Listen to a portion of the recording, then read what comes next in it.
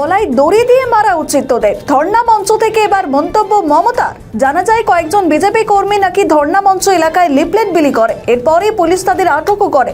আর তাদের উদ্দেশ্যে বলতে গিয়ে এবার ধর্ণা মঞ্চ থেকে ঠিক এমনটাই মন্তব্য করলেন মমতা বন্দ্যোপাধ্যায়। বিজেপি কর্মীদের উদ্দেশ্যে প্রকাশ্য মঞ্চ থেকে কি বললেন তিনি, শুনুন। লিফলেট বিলি করার কোনো অধিকার নেই। হাতে নাতে ধরুন, পুলিশকে হ্যান্ডওভার করুন। আর পার্টির থেকে এর জন্য সচিবালয় নেবো এফআইআর করতে তাদের নামে। আগে ধরো, পালিয়ে যাবে, দেখো দেখো পালিয়ে যাবে। বিদ্যুৎ দল, কাপুরুষের দল। মানুষ আসছে না, মানুষের সমর্থন নেই।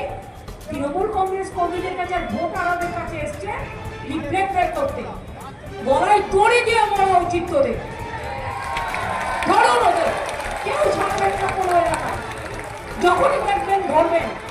ভোট চোরদের, ভোট চোর, ভোট ডাকাত, একদম ছাড়বেন না এদের।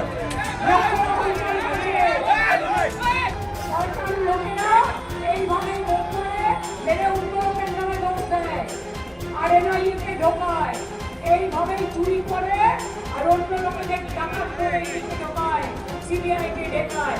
এরা হাইড অ্যান্ড সিক গেম খেলে। ওরা জানে না যারা তৃণমূল কংগ্রেস করে আর সাধারণ মানুষ অনেক বেশি সংবেদনশীল, তাই বলে নয় যে তারা ধৈর্যের